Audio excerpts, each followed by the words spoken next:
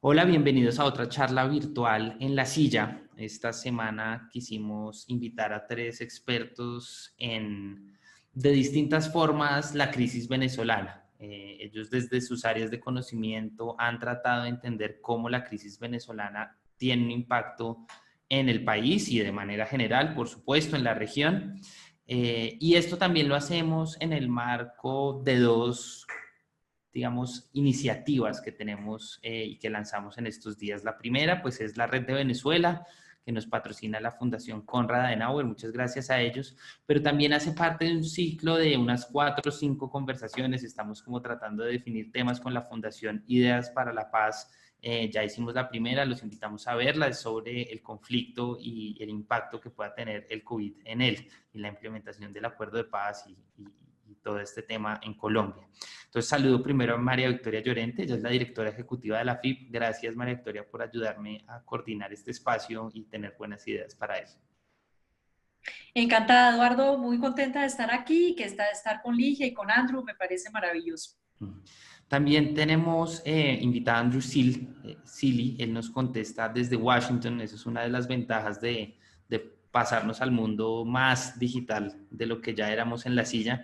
Él es el presidente del Migration Policy Institute. Bienvenido, Andrew, y también experto ahora de la Red de Venezuela. Muchas gracias. Es un gusto estar con ustedes el día de hoy. Gracias por la invitación.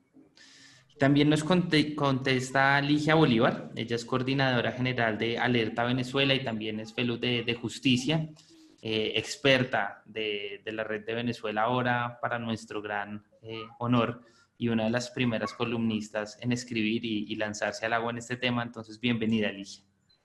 Buenas, muchas gracias a ustedes. Bueno, pues como les decía, pues los tres son expertos de distintos ángulos. Yo quiero arrancar con la migración y pues seguramente Ligia y Andrew nos pueden contar un poco más en detalle ese fenómeno porque lo han estudiado. Hoy en día, digamos, ese es como el fenómeno que nos tiene, pues, que tiene los ojos puestos en el país, por obvias razones, por todo el tema del COVID. Eso es como lo más visible. Entonces, Ligia, yo quisiera arrancar por eso. Usted escribió una columna hace poco de algunos retornados, manifestaba que si bien no eran tantos, sí era una tragedia en sí misma cada historia, pero más allá de eso, mirando un poco en el largo plazo y en el contexto del COVID-19, cómo la migración puede jugar un rol muy grande pues en las políticas, digamos, desde el país, en la realidad política y en la posible transición o no democrática de Venezuela. Ya entraremos en detalle en el segundo punto. Sí, en realidad, para poner las cosas en su justo término, es importante recordar las cifras de estos retornados, ¿no? Estamos hablando de hasta el día de hoy, menos de 50.000 personas. Eso quiere decir que es un fenómeno absolutamente marginal, aunque obviamente pues la vida, el destino, las tragedias de estas 50.000 personas son un asunto doloroso desde el punto de vista humano, ¿no? Pero es importante destacarlo porque el gobierno de Venezuela ha querido utilizar, como hace siempre, políticamente el tema del retorno, alegando que, bueno, que los países a los que se fueron los maltrataron, que hay xenofobia, que hay rechazo, que no hay ningún tipo de colchón de políticas sociales para atenderlos, como si en Venezuela sí tuviéramos eso, ¿ya? Entonces creo que es importante poner eso en su justo término para resaltar que es un fenómeno muy marginal, pero que está siendo utilizado, como siempre, por el gobierno venezolano, tratando de voltearlo a su favor. Lo más trágico de todo es que ya los retornados están, muchos de ellos, arrepentidos y se están devolviendo otra vez.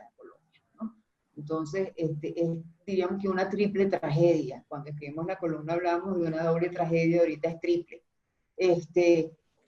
¿Cómo puede influir esto en el futuro?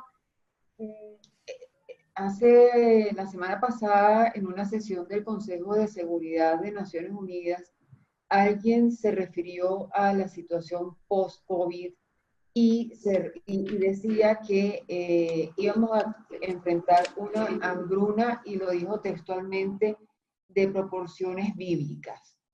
Después hay un artículo de la BBC en el cual se hace referencia a 5 países que una vez superado el COVID van a estar impactados por una fuerte hambruna. Uno de esos 5 países y el único en nuestra región es Venezuela.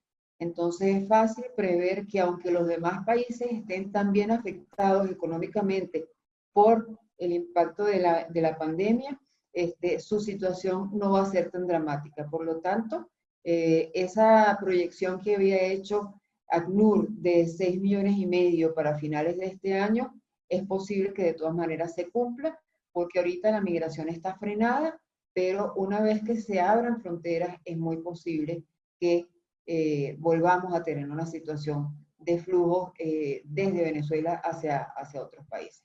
Todo va a depender de en qué momento se abren las fronteras de lado y lado, porque es posible que Colombia decida, no sé, abrir fronteras en algunas zonas, pero seguramente quizás no lo haga con Venezuela, precisamente porque Venezuela va a estar en una situación de mayor precariedad, incluso desde el punto de vista sanitario.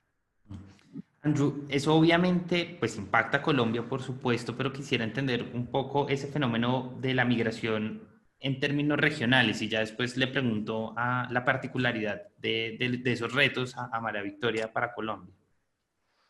Mira, estamos viendo algo parecido en todo el mundo, la migración de precariedad, que es la migración venezolana, la gente que se va por necesidad, por hambre, por falta de atención médica, por persecución. Es muy sensible a la situación global. Entonces, vemos en todo el mundo, primero, que está parado, que hay poca movilidad, es muy difícil entrar. Sí hay gente pasando por flujos irregulares, por las trochas, como quien dice, en partes del mundo, pero iguales entre México y Estados Unidos, Guatemala y México, iguales en Europa frente a los cruces del Mediterráneo.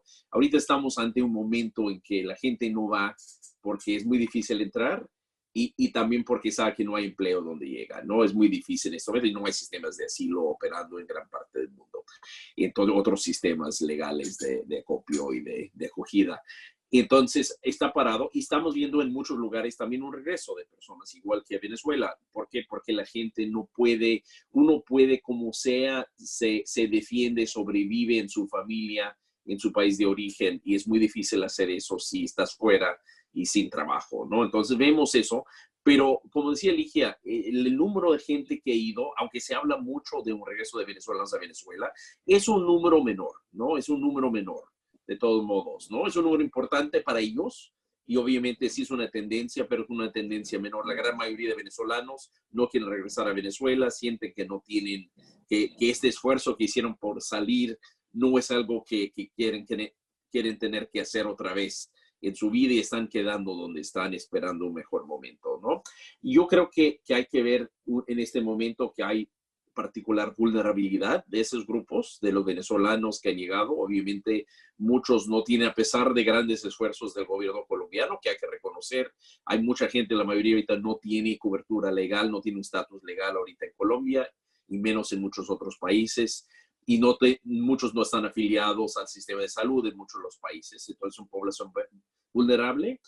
Del lado positivo también es un momento también de unidad en nuestros países, entonces también hay un reconocimiento, y lo intentó hacer el gobierno colombiano en su momento, aunque se paró el proceso, de tratar de ver cómo enganchar y meter a los venezolanos que tienen preparación en temas médicas, ¿no? Médicos, enfermeros y otros, cómo tratar de meterlos en respuesta a el coronavirus.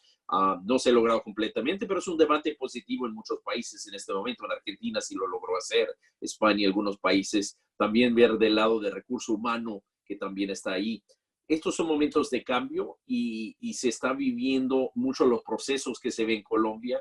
Son debates similares en otras partes del mundo. Obviamente, yo creo que con lo que decía Ligia, el hecho de que por mal sea la situación, la gran mayoría de venezolanos no quieren volver a Venezuela. Diferente a Rumania, por ejemplo, vimos un masivo regreso de romanos regresando a Rumania. Bueno, porque saben que en la Unión Europea pueden ir de regreso a España y Francia y otros lados. No así los venezolanos, están prefiriendo quedarse donde están. María Victoria, pues esto obviamente tiene muchos impactos y poco a poco quiero ir haciendo la transición hacia la seguridad del conflicto armado en particular, pero primero concentrémonos en ese tema de la migración. ¿Cómo ve usted esos retos de migración masiva venezolana en Colombia? ¿Qué impactos puede tener? Y sobre todo en un momento donde justamente la movilidad humana se ha convertido pues en la causa principal de una pandemia, ¿no? Bueno, yo tendría como, coincido con lo que dijeron, con el comentario de Ligia y de Andrew respecto de que este retorno, digamos, es de unas cifras pequeñas, digamos, con respecto al número tan grande de migrantes venezolanos que han entrado a Colombia o han pasado por Colombia para otras zonas de la región. Aún así, de todas maneras, pues eso sí, digamos, puede generar, hay un tema ahí preocupante y es que pues recientemente el régimen Maduro dispuso que solo podrían ir entrando de a 300 connacionales en la frontera. Entonces, pues eso pues genera una presión muy grande sobre un territorio que ya está presionado, aun cuando todavía, si uno mira las cifras de COVID para Norte de Santander, creo que la de ayer cerraba como en 69 casos, Arauca no hay casos registrados, pero pues digamos de todas maneras, pues esas ya son zonas que tienen, que han tenido dificultades grandes por todo el proceso migratorio. Entonces esto genera obviamente una presión adicional sobre una zona que ya está muy compleja. Pero digamos que de todas maneras el país y el gobierno ya está como en un proceso de ir flexibilizando otra vez ir viendo a ver cómo se puede abrir la economía. Entonces, pues, por supuesto, eso nuevamente, así tengamos la frontera oficial cerrada, sabemos que hay muchos pasos ilegales por donde entra la migración que no son posiblemente controlables. Entonces, de todas maneras, el flujo migratorio va a seguir y no sabemos realmente digamos, cómo es que se está, pues digamos, hay muy poca información por lo menos de cómo, pública, de cómo es que se está, digamos, manejando esta situación en Venezuela, pero suponemos que la precariedad es enorme en términos de condiciones de salubridad.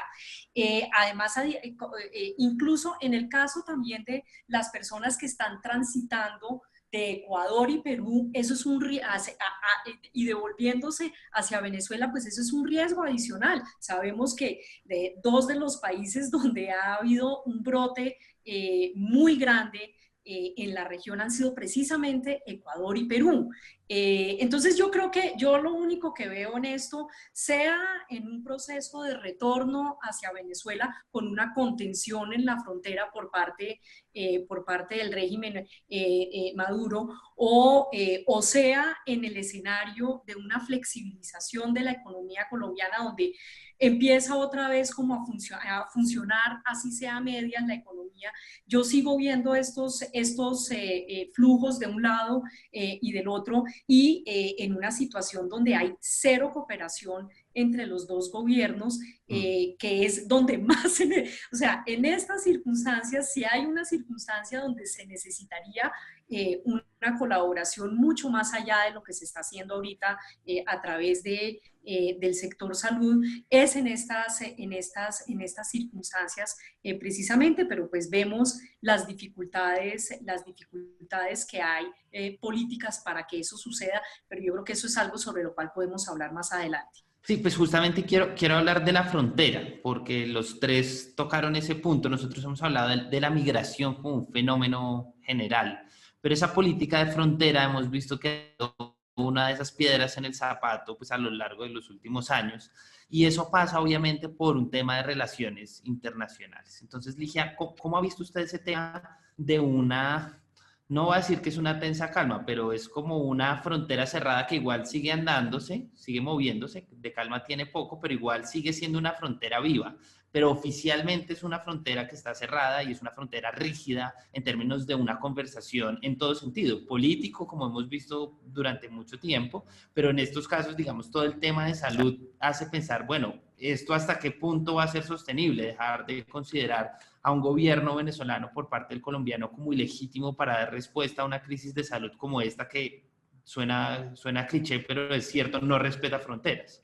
Sí, de hecho, la palabra que yo iba a utilizar, ya me la quitaste, que es una frontera viva, es una frontera muy porosa además, ¿no? En el sentido de que no son los 7 pasos oficiales, son los más de 300 puntos irregulares por donde se mueve la población en todas partes, es decir, por tierra, por río, en la zona de La Guajira, por Santander, Apure, Arauca, Amazonas, en fin, son muchos los puntos por donde fluye la gente de un lado hacia el otro en ambas direcciones. Entonces, eso va a ser una situación muy difícil de controlar. Yo creo que lo único que le va a tocar, me imagino, es levantar una especie de protocolo epidemiológico en la frontera. Recordemos que cuando comenzó la migración venezolana, mucha gente no acusó recibo de ese fenómeno, no se hicieron partícipes de lo que estaba pasando hasta que lo que empezamos a exportar fue sarampión. Allí la gente se empezó a dar cuenta de que había un problema que sí nos afectaba, que sí era con ellos. Entonces creo que esa situación la vamos a tener nuevamente entre Colombia y Venezuela, y Colombia va a tener que ver de qué manera desarrolla, como decía anteriormente, algún tipo de protocolo que permita, y más allá de que las personas sigan circulando como va a suceder, por lo menos haya un mínimo de bioseguridad que permita que esa circulación sea un poco menos riesgosa. Eso por un lado. Por otro lado, hay fenómenos sobre los cuales va a ser mucho más difícil tomar control, porque precisamente ya hace mucho tiempo se salieron de control, que es todo el trabajo sobre grupos irregulares armados en la zona de La Guajira y Santander, por ejemplo, de todo lo que es la Catatumbo. Eso es un fenómeno que está fuera de control, y otro distinto, pero con sus propios problemas también, es lo que está sucediendo en la región de Amazonas y entre Arauca y Apure hacia el estado Bolívar por el tema minero, ¿no? Territorios que están controlados por bandas armadas, por grupos de delincuencia organizada, y en la que se ha incorporado también la guerrilla colombiana y sectores de narcotráfico. Entonces, son situaciones en las cuales hablar de control epidemiológico es mucho más complicado. Andrew, obviamente, digamos, todo el tema de la frontera pasa por un control de la frontera, digamos, precisa, como los puentes y los puntos aduaneros, pero obviamente pasa por un tema de política, pues de política internacional, ¿no? De generar una conversación entre dos países que hace bastante tiempo no lo tienen y que se consideran, digamos, como no legítimos mutuamente. ¿Cómo ve ese punto de la migración como frontera pura y dura, pero llevamos la conversación un poco como hacia las relaciones internacionales? Y también ahí me gustaría pensar el rol de los Estados Unidos. Usted está en Washington, que es un rol fundamental. Veíamos, por ejemplo, en el discurso del presidente Trump de la Unión, a un Juan Guaidó siendo protagonista absoluto de su discurso, y cómo eso pues hoy en día pues podría quedarse un poco en un discurso justamente.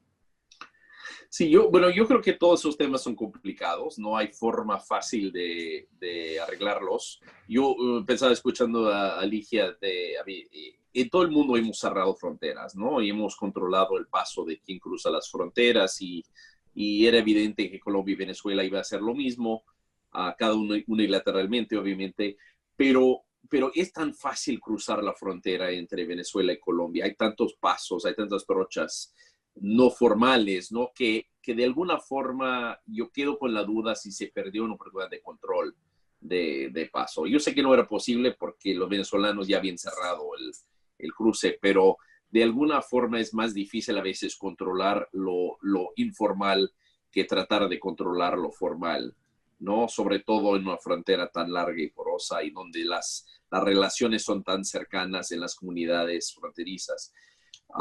Pero mira, yo creo que el tema mayor, yo creo que Estados Unidos, el gobierno de Estados Unidos no es claro el rol que quiere jugar en estos momentos. Yo veo que por un lado, como muchas veces pasa con el gobierno de Estados Unidos, hay varios juegos al mismo tiempo, no todos sintonizados. Sí. Hay un juego de apertura, de transición democrática. Por otro lado, hay un juego de endurecimiento con Maduro. Hay un juego de firme reconocimiento de Guaidó, que es la postura correcta, que hay que seguirlo, pero cada vez quizás sin tener claro cuál es el fin y cuál puede ser el desenlace hacia el futuro. Y mira, la verdad es que nadie tiene la llave para destrabar lo que está pasando en Venezuela. Está muy complicado, están muy aferrados, la cleptocracia está muy aferrada en el poder en Venezuela, pero yo veo un momento en que el gobierno de Estados Unidos tiene cada vez menos claro de qué lado tiene que estar jugando. Saben de qué lado, pero de qué exactamente cuál sería la estrategia más proactiva. Y el resultado con nuestro gobierno siempre es, cuando no están seguros, juegan 2 o 3 partidos distintos al mismo tiempo. ¿Cuál es ese impacto en Colombia, María Victoria? Porque, digamos, nuestro gobierno históricamente, pero este en particular, ha sido muy, digamos, propenso a seguir un juego en muchos temas que impone la agenda estadounidense, particularmente en una lucha contra las drogas de una forma muy particular, en el caso, digamos, del presidente Trump y el presidente Duque, en una defensa, por ejemplo, muy clara del uso de aspersión aérea para combatir el narcotráfico, pero también con una lógica de conflicto armado que es un poco tenue, ¿no? Una lógica de negociación que también es un poco tenue, y eso pues obviamente se ve en ese impacto, pero en muchas otras cosas que vemos cómo Colombia juega un papel en una región, y me atrevería a decir en el mundo, porque los intereses son evidentes en esta región, con intereses rusos, chinos, etcétera, en términos de relaciones internacionales. Sí, yo quisiera como volver un poquito atrás y luego Adelante. paso a ese punto, pero quiero como volver un poco como a esta conversación que estábamos teniendo, que habías planteado sobre el tema de la migración y sobre todo de la frontera. O sea, mirar un poco el tema de la frontera. Yo quería como hacer una anotación que es la siguiente, digamos, muy en la línea de lo que ya habían dicho, pero adicionar lo siguiente, y es que esta es una frontera, digamos, que está cerrada en este momento para la colaboración entre los dos gobiernos, pero que está totalmente abierta y porosa para todo tipo de intercambios. Y hablemos de los intercambios ilegales, que juegan un rol muy importante en esto, ¿no? Y juegan un rol muy importante hoy en día también en el sostenimiento del régimen. Particularmente los intercambios que tienen que ver con la minería de oro, pues no es tan claro, digamos, como cuáles son como los datos exactos de eso, porque digamos, la mayoría de las transacciones son ilegales, y son ilegales y se legalizan muchas de ellas a través de los mercados colombianos. Pero a la vez eso alimenta y le da munición a los actores ilegales. Entonces ahí tenemos, digamos, como una situación bien compleja alrededor sobre todo de la minería de oro, en momentos en donde el oro el precio está creciendo también. Y bueno, y ya hay, no sé hasta dónde, digamos, el oro verdaderamente pueda reemplazar un ingreso como el del petróleo, pero digamos ya hay voces que están diciendo, oiga, aquí las sanciones que está poniendo Estados Unidos son sanciones para el sector petrolero, que además de todo está en crisis mundial hoy en día.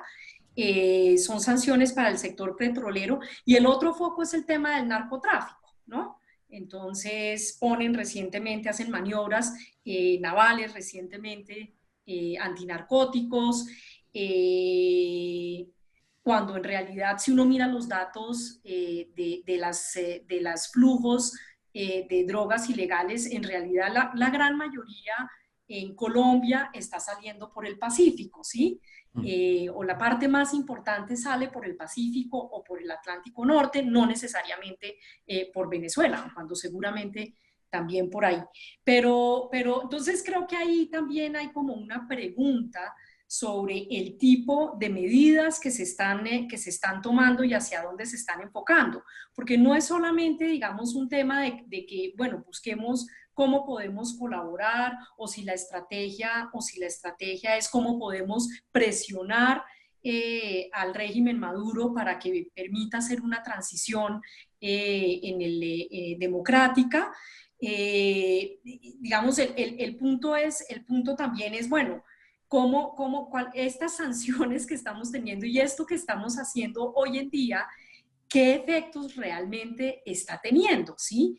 Y me parece que ese es un punto que no se está viendo suficientemente y que tiene, digamos, unas implicaciones tremendas para Colombia y para las posibilidades de que Colombia realmente pueda siquiera considerar un escenario de diálogo fructífero con el ELN, que es uno de los actores ilegales hoy en día con una presencia creciente en la zona del arco minero en Venezuela. Sí, digamos, pasemos entonces, pues ya María Victoria lo tocaba el tema de la seguridad del conflicto en Colombia, ¿no?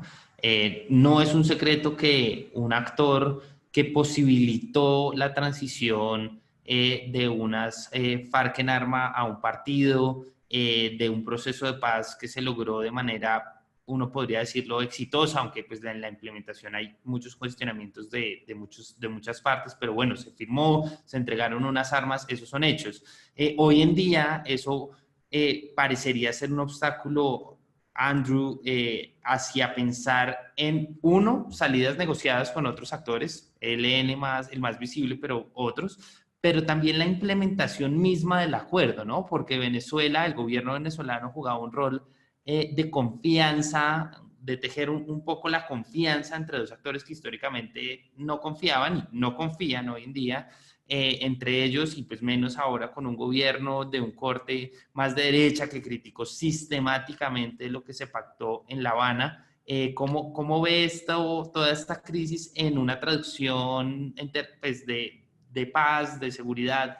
Sí, y realmente estoy con dos personas que conocen mejor el entramado entre Colombia y Venezuela mejor que yo, pero a mí, evidentemente el gobierno de Venezuela tiene un interés también en que no se mejoren las cosas en Colombia, ¿no? A mí, está jugando, tiene un interés económico en la perseverancia de ELN como un actor dentro de Venezuela y con capacidad de moverse tras la frontera, ¿no? Entonces, yo creo que ahí hay que verlo más bien como un peligro, ¿no? Para el futuro, más que un actor que puede ser proactivo aquí.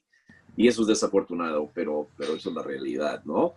Y ahí tienes un gobierno en Estados Unidos que si bien apoya institucionalmente, apoya el proceso de paz. Y no hay duda que hay gran apoyo desde USAID y de otras partes del gobierno de Estados Unidos en el tema de los acuerdos de paz, pero hay mucho menos atención de alto nivel desde la Casa Blanca en el tema de los acuerdos de paz y el proceso de coadyuvancia que hubiera jugado otro gobierno, ¿no? Yo creo que sí es un cambio, ahí el enfoque es en Maduro, hay muy poca atención de alto nivel en el cumplimiento del proceso de paz en Colombia y de todos los Estados Unidos, como es un gobierno muy amplio, muy institucionalizado, sigue el compromiso del gobierno en su total, pero no siempre la atención política.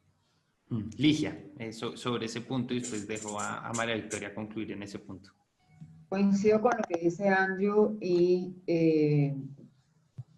considero que es difícil porque por un lado tienes la política errática de Estados Unidos que por una parte hace un llamado a retomar una salida negociada y por otro lado anuncia un despliegue naval frente a costas venezolanas con la excusa del narcotráfico. Entonces es difícil de ver los signos en ese sentido. Y por otro lado, lo que yo decía anteriormente, en relación con la presencia de grupos armados de Colombia en el lado venezolano, que son funcionales a las políticas de Maduro y de su grupo. Entonces, mientras se mantenga esa posición, esa situación, es muy difícil destrabar el juego, porque realmente se trata de partes que no tienen francamente ningún interés, porque no se sienten suficientemente presionados ni amenazados,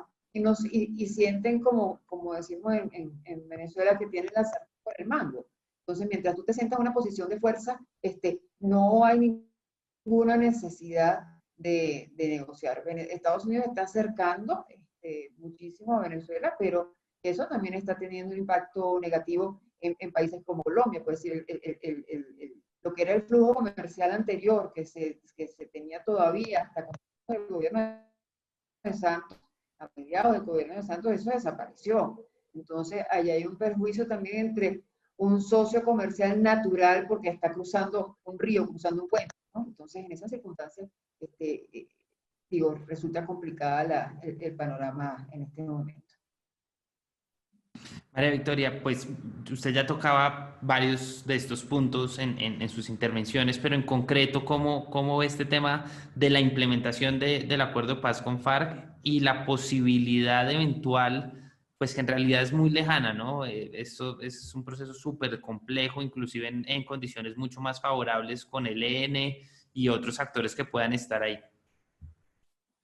No, yo en realidad yo creo que pues, como todas las situaciones en Colombia, el proceso de paz sobre todo y la implementación del acuerdo, sobre todo aquellos aspectos de la implementación del acuerdo que implicaban recursos importantes para las zonas más alejadas del país, entre esas algunas de las zonas que estaban en la frontera con Venezuela, el Catatumbo, por ejemplo. Digamos, hay una enorme incógnita sobre cómo vamos a seguir con esa agenda de transformación territorial, con unos recursos limitados, que ya eran de antemano limitados, ahora más limitados con la crisis petrolera. Recordemos que había una confianza muy grande del gobierno de que mucha de la plata para implementar los programas de desarrollo con enfoque territorial, que eran como la nuez de esa transformación territorial de las zonas más afectadas por el conflicto, pues iba a venir de las regalías petroleras, entonces, del petróleo. Entonces ahí pues yo creo que hay muchas incógnitas, hay muchas voces ya diciendo que no invisibilicemos la agenda de paz en el marco del COVID, pero yo honestamente creo que es algo que va a seguir sucediendo, porque hay, entonces, ese es parte como del problema hoy en día.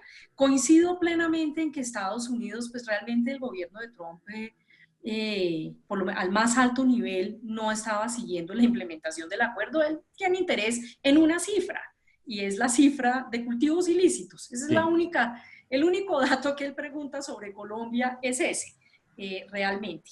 Entonces, pues sí, creo que eso tiene implicaciones en el desempeño de Colombia, porque además de todo empuja al gobierno, sea por convicción, pero también por responder a unas presiones que vienen desde el norte, empuja al gobierno a seguir como con su agenda, por ejemplo, una cosa que uno no entiende en estos momentos, que es con la agenda de erradicación forzada, y seguir adelante a ver cómo pueden hacer la aspersión.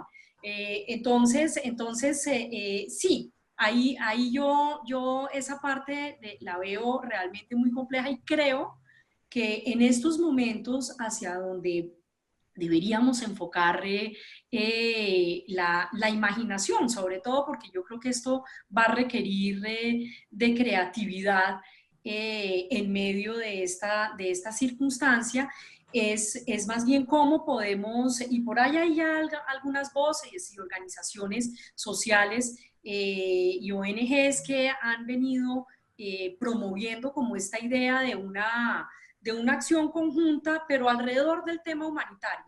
Yo creo que hay un concepto que es el de la diplomacia de las calamidades, y hay como la propensión a pensar que frente a esta calamidad mundial podríamos como encontrar espacios para la cooperación, pero en realidad, digamos, los estudios pocos que hay sobre cómo en medio de calamidades se ha logrado que países que están en conflicto cooperen para poder enfrentar esa calamidad. Realmente la información muestra que, salvo unos escasos casos, en realidad siempre las condiciones preexistentes de ruptura política se imponen desgraciadamente. Lo que pasa es que yo creo que esta es una calamidad de larga duración. Esto no es un tsunami, esto no es una cosa que nos sucedió hoy y mañana entramos, porque en realidad todavía no estamos en una perspectiva de ni siquiera cuál va a ser la recuperación económica ni cómo la vamos a hacer. Pero claramente lo que sí creo es que la oportunidad va a estar en cuando empecemos a hablar ya en forma como con más claridad sobre cómo podemos hacer una recuperación económica, cómo vamos a incorporar como todos esos procesos de transformación territorial. En el entretanto, yo solo veo la posibilidad humanitaria, que puede abrir puertas y hay iniciativas ya. Escuchaba el otro día y de pronto, Ligia, tú lo conoces mejor, una iniciativa de ONGs precisamente para que haya como una acción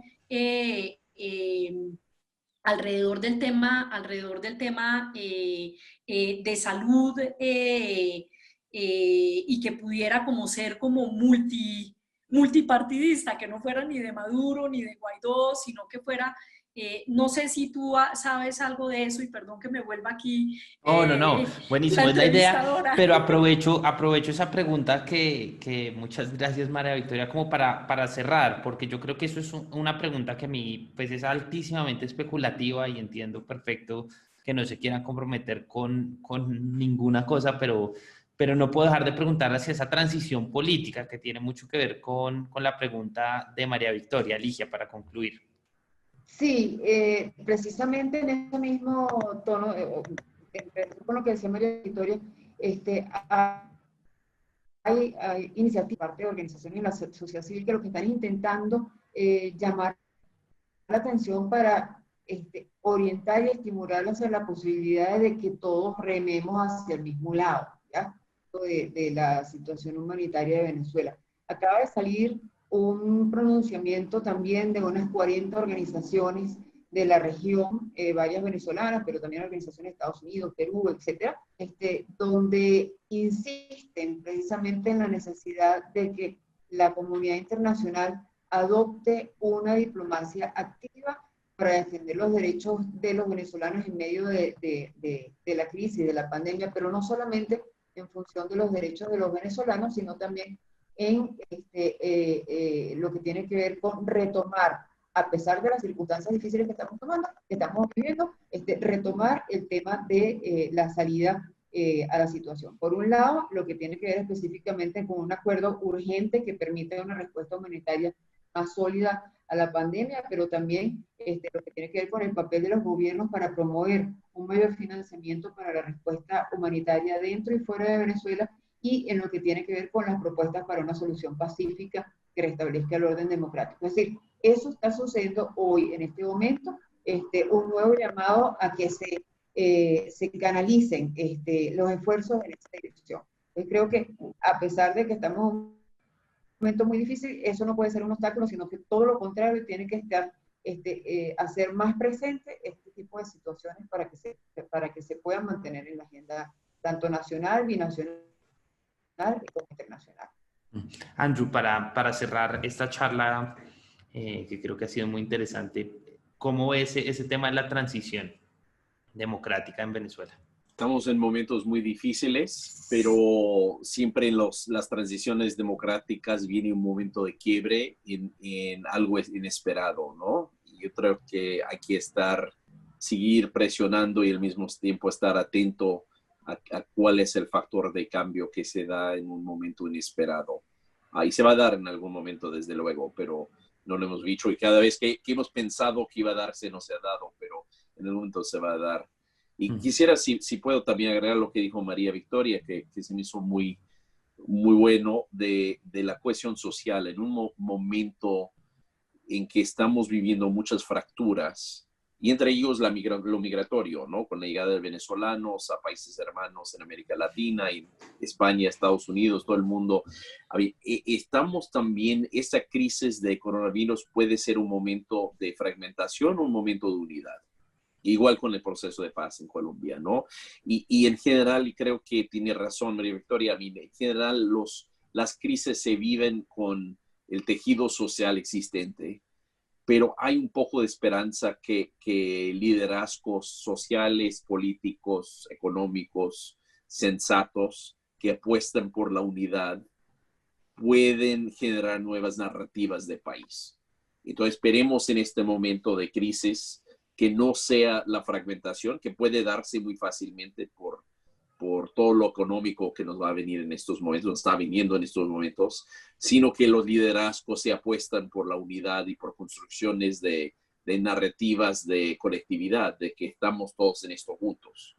Independiente que uno sea venezolano, viendo un colombiano retornado o colombiano nativo, que estemos en esto juntos, ¿no? Ojalá lo vimos en Estados Unidos, ojalá, yo creo que vamos a ver diferencias de país a país, de cómo se construyen esas narrativas o no. Y ojalá nuestros países se den un paso adelante para pensar en una sola comunidad que está enfrentando una crisis juntos. María Victoria, no sé si quiere agregar algo. Sí, yo quisiera, yo creo que estamos frente, digamos, esta pandemia nos ha enfrentado a un montón de dilemas y digamos, realmente donde las salidas casi que ninguna es buena, todas, entonces toca como escoger entre la menos mala.